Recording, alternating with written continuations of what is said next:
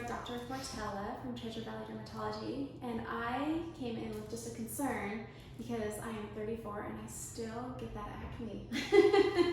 More around my chin area and then blackheads on my nose. So Dr. Portella, do you mind if I ask you what's a cure for that? Kind of what's the first step you would take? Yeah. So we see that a lot in women who are coming in and they maybe did or didn't have any acne when they were a teenager and now they're dealing with it, but it's different than it was when they were younger. And it tends to be deeper cysts that don't want to come to the surface around the chin, the jawline. Sometimes it goes up a little higher. In some women it has a cyclical appearance, so it comes every time with their cycle, and some don't notice that it's related to that.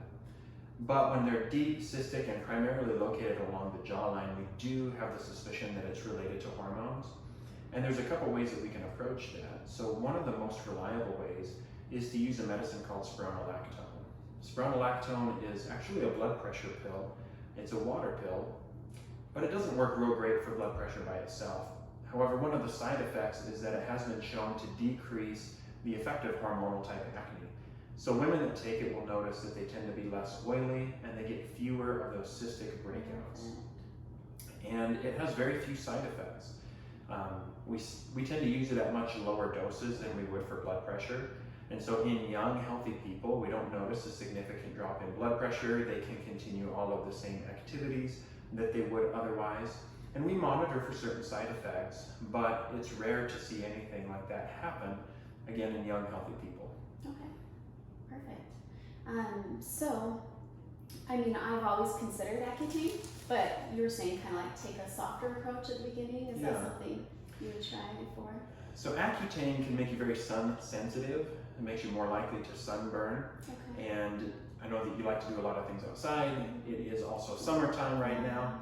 And you mentioned maybe you have a trip coming up if things don't get canceled. And so given those considerations, I think it's wise to see what we can do that's maybe on the more conservative side before we jump into Accutane, because there's a time and a place for Accutane, and I like to use it. I prescribe it almost every day. I've taken it myself. But if we can avoid starting it in the summertime, I usually like to do that. Perfect.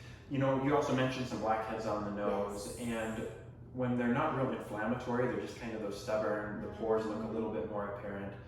Usually we're going to go to a tretinoin or a retinol medication. Those are going to help to increase cell turnover and help to limit how much of the oil and the dead skin cells will plug up the pores. And so we don't actually change the size of your pores, but we do diminish the appearance of the pores. Perfect. So I'd probably look at getting you started on that oral medication, spironolactone, and maybe the tretinoin. And of course, we'll talk about some other potential side effects and things. Sounds great. Yeah, I know you had us come in about a year ago. We got microneedling done, and that helped a lot to kind of, smooth out the skin. Yeah. So building that extra collagen also is going to help diminish the appearance of the pores and